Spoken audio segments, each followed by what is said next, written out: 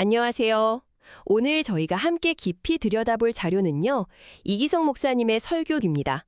고린도전서 14장 후반부를 보면서 질서 있는 예배, 이게 왜 중요한지, 또 어떻게 가능한 건지, 그걸 좀 탐구해 봤는데요. 네, 당시 고린도 교회가 겪었던 그 혼란 속에서 바울이 어떻게 모두에게 유익을 주고, 교회를 세우는 길을 제시했는지 같이 살펴보겠습니다. 네, 맞아요.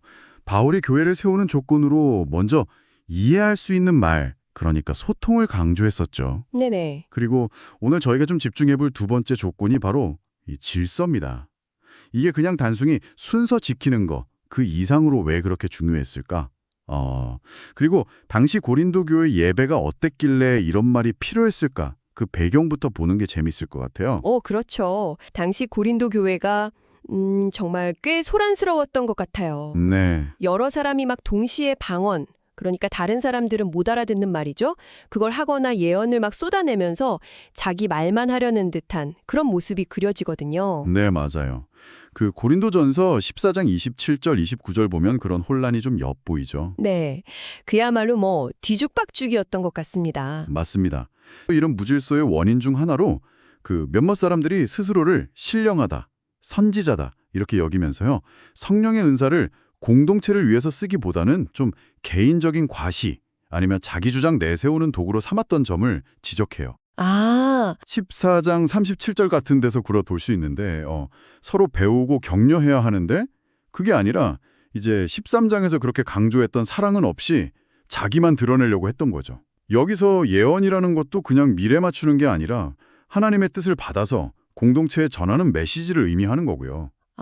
그래서 바울이 모든 것을 덕을 세우기 위하여 하라고 그렇게까지 강하게 말했군요. 네네. 이게 그냥 예배 순서 좀 깔끔하게 하자 이런 차원은 확실히 아닌 것 같은데요?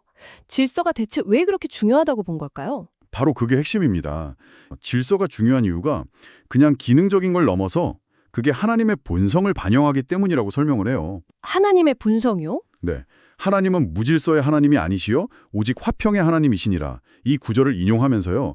하나님께서 천지 창조나 또 구원 계획 속에서도 어떤 질서와 원칙을 따르셨다는 걸 강조하는 거죠. 그러니까 질서 있는 예배는 하나님의 성품, 그분이 기뻐하시는 방식을 우리가 따르는 거다. 이런 깊은 의미가 있다는 겁니다. 그렇군요. 와, 하나님의 성품을 반영하는 거라면 그냥 뭐 규칙 몇 개 정하는 거랑은 정말 무게감이 다르네요. 그렇죠.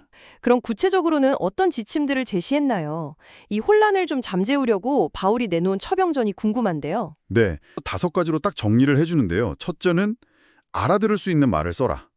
통역 없는 방언은 공동체에 유익 없으니까 자제하라는 거죠. 네. 둘째는 은사 사용에 제한을 두는 거예요. 방언이나 예언, 이건 한 두세 사람 정도로 순서를 지켜서 하라고 권하고요. 인원수 제한까지? 네. 셋째는 당연히 차례 지키고 다른 사람 말 잘 들어라. 경청하라는 거고요. 넷째는 분별입니다. 들리는 예언이라고 그냥 다 받아들이지 말고 이게 정말 성경적인 건지 분별하라는 거예요. 마지막 5째는 사도의 가르침, 즉 주님의 말씀으로 주어진 그 권위를 존중하라는 겁니다. 듣고 보니까 굉장히 실제적인 지침들이네요. 근데 여기서 많은 분들이 좀 궁금해하고 때로는 논란이 되는 구절이 있잖아요. 여자는 교회에서 잠잠하라. 이 부분에 대한 해석도 나와 있죠. 이게 오늘날에는 어떻게 봐야 할까요? 네. 그 부분요. 이게 여성의 교회 내 사역 자체에서 아예 금지하는 명령은 아니라고 해석을 합니다. 네. 왜냐하면 바울 스스로 이미 고린도전서 11장에서 여성이 기도하고 예언하는 걸 인정했었거든요. 맞아요. 그랬죠. 네.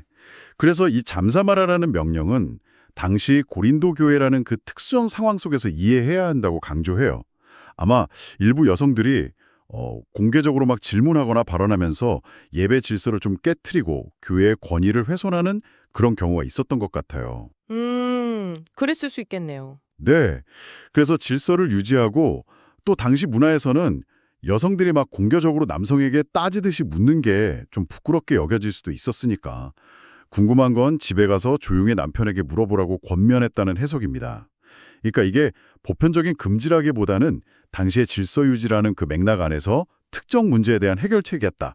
이렇게 보는 거죠. 결국 바울이 하고 싶었던 말은 모든 것을 품위 있게 하고 질서 있게 하라는 그 마지막 권면으로 딱 모아지는군요. 네, 그렇죠. 질서 있는 예배는 단순히 형식적인 걸 넘어서 하나님의 성품을 드러내고 그 결과로 혼란 대신에 하나님이 주시는 평안을 경험하는 아주 중요한 통로가 된다. 이런 의미로 다가오네요. 정확합니다. 질서랑 평화는 아주 깊이 연결되어 있어요.